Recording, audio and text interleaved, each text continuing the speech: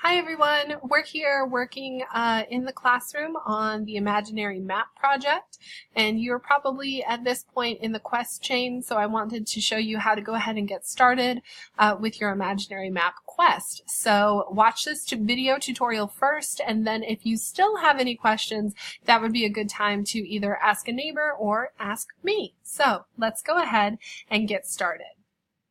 All right, in your sample imaginary map project, you have two slides. You have this first slide with the big blank space, and then you have a second slide with the directions. And the directions say complete each of the following steps, and then strike through each step as you complete it.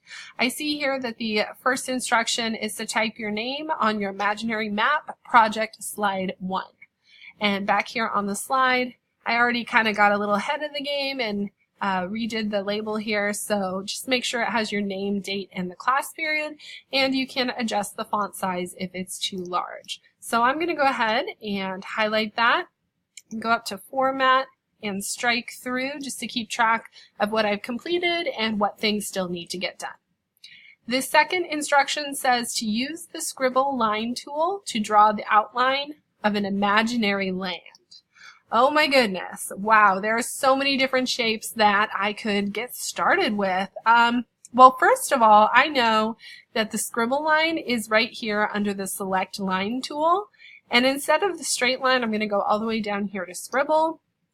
And that gives me crosshairs that let me be able to draw shapes. So for example, I can draw something like that.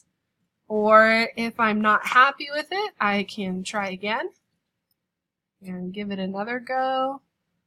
Maybe this continent has a little bay right there.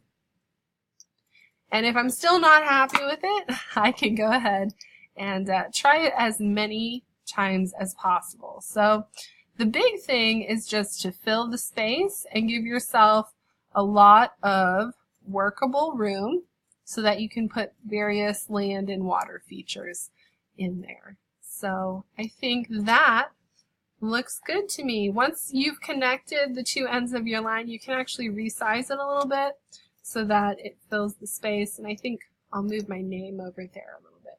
All right. Hey, that looks good. I like it. I think this title might be a little close though, so I'm going to rearrange that. All right. So far, so good. We'll go back to step 2, highlight it, go up here to Format and strike through, and I'm on to step 3. Step 3 says, give your land a title and type it in the title of map text box. All right, back here on the first page, I'm going to go ahead and instead of title of map, I'm going to give my land a title. How about Packlandia?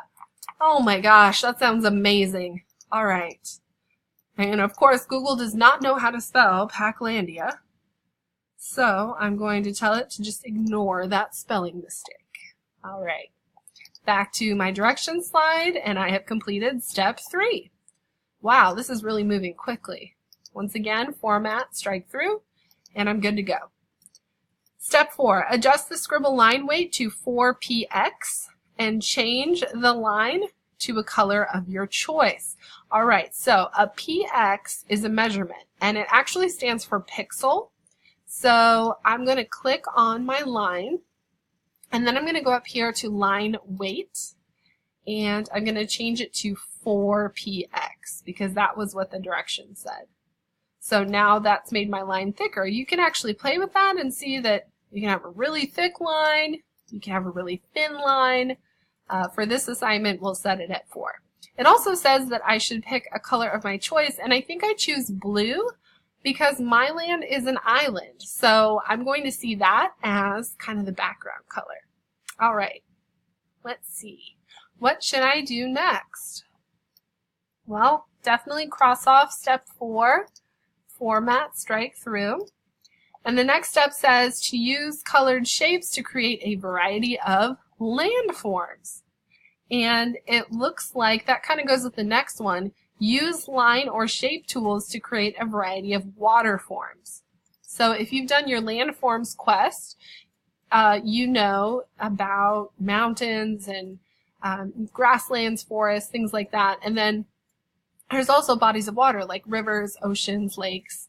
So I think I'm just going to go ahead and get started with some shapes. First, I think I'm going to take a circle, kind of stretch it out to be like an oval. I'm going to go ahead and make the line around the edge transparent. So now it's just a circle that's all one color, and I'm going to switch that color to this pretty shade of green. And now when I copy and paste it and overlap the shape, I can kind of start to fill in some of my island. And then I'll copy and paste that again. Just trying to get as close as I can to the edge. I can also rotate my shapes a little bit. That looks good. And copy and paste these. Control C copies, Control V pastes. So make sure you're kind of keeping track of that. You can change the shape too pretty easily. Wow, this is looking really good. It's not quite Minecraft, but it's close, right? Alright, I'm going to use this bubble to tilt this a little bit. And just as we move through the land, adding this, you see that white area? I think that's just going to be kind of a beachy zone. So I'm okay with it being kind of white around the edges. Okay, and then I think I'll layer another circle and kind of reclaim some of that. Oh, we're getting there. This is going to be just about it. All right. Last one. I like it. Okay, so my land's mostly green, so that's grassland. But, you know, I think I do want to put a desert in there, and I think I'm going to use this cool call out right here to be kind of a deserty place. And maybe my desert is... maybe it's kind of like right here in the middle of the south. And then I can go ahead and switch that to like a sand color. And I think the style of line could be a dot. And I'm going to make that about 3px. That's cool. Oh my gosh, I like that a lot. All right. So I should definitely give it a label. I'm going to double click inside of it, and I'm going to call it the... ooh, what should I call it? Stardust Desert. I just think that sounds cool. I'm going to center that title, make it a little smaller, turn it into a square, and I think that that works for me. Awesome. Okay, now I think I'm going to start building. Oh, I'm going to build a mountain with maybe a waterfall. Let's see what I can do. So I think my mountain should probably be a shade of gray. And I think I would like to make the edge transparent, because if you make that line around it kind of transparent, it's kind of cool, because then it kind of doesn't seem like an individual shape. All the shapes blend into each other, which is kind of neat. So I'm going to make some mountains, because I know that waterfalls come from mountains and hills. So I'm going to put a couple of these here together, and you can shrink them down to size, kind of like that. Like that. That's kind of some hilly areas. And then I actually think I need some triangles for the really tall mountains, maybe, that hang out back there. Okay, so it is time for a super secret Jedi mind trick. See how I layered this triangle here on top? I really wish that it was back a layer or two. So if I hold down my Alt key and click on it, I get the secret menu that has an order option. And I can actually send that shape backwards, one shape at a time, until I can squeeze it back there behind my mountains. And I actually think it needs to go back one more. Perfect. Oh, that's cool. Okay, and then we'll copy and paste that. Kind of off to the side. And you know what? I think I will click on these other shapes and bring them forward. You can click on a lot of shapes at once by holding down the Shift key and then clicking on all of them. And then you kind of bring it forward, and that peeks out there. And I think I'll cover up the edges of my mountains with some smaller kind of rocky areas.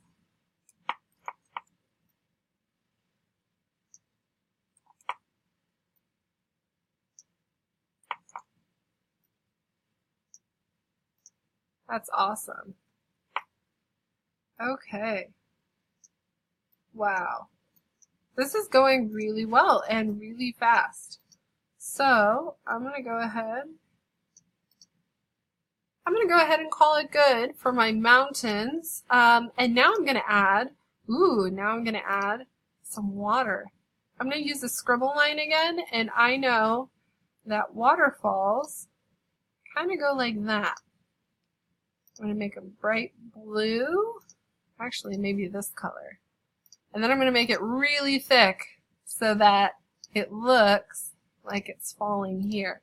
And this one needs to come forward. So I'm going to go use that Alt key and then click so that I can bring it to the front. That looks neat. Oh, that's awesome. Okay, and then water usually pools at the bottom, so I'm going to grab a thought cloud and turn that white so it's kind of foamy. And then I'm going to grab a circle and make a pool of this kind of water. And I'm going to bring that foam back to the front. So really, it's all about kind of ordering your pieces as best as you can and playing with it and being creative. I'm going to grab a text box. I'm going to give this mountain range a name and the waterfall a name. So I think I'll put, let's see, Starbucks Mountains. And that's a really big label, so I might shrink that down a little bit. And maybe I will shift that up there. Well, that's kind of hard to see. Actually, I think it goes okay there. And this waterfall going on is actually going to make a river. So I'm going to connect this river off in this direction. And I'm going to turn that really thick also. Oh, that's perfect. So really, this whole thing is just about building an imaginary world. You're going to give it labels. You're going to put all kinds of different land and water features in there. You can use some of the similar things that I did. You can do your own. I just want you to be inspired and to take your time to really make an awesome product. So I think this will be Frappuccino River. And I think I spelled Frappuccino incorrectly. So maybe it's an iced tea river. All right. So you're going to go ahead and take your time and make a really awesome product. Do take note of the fact that this quest is worth a lot of XP compared to some of the other quests. So really you should be taking a pretty good chunk of time to get this imaginary map project underway.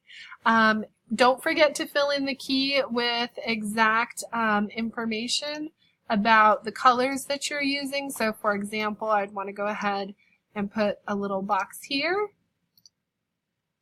and I would want to specify what that color stands for. So have fun and enjoy making your imaginary map. All right, Go forth, conquer.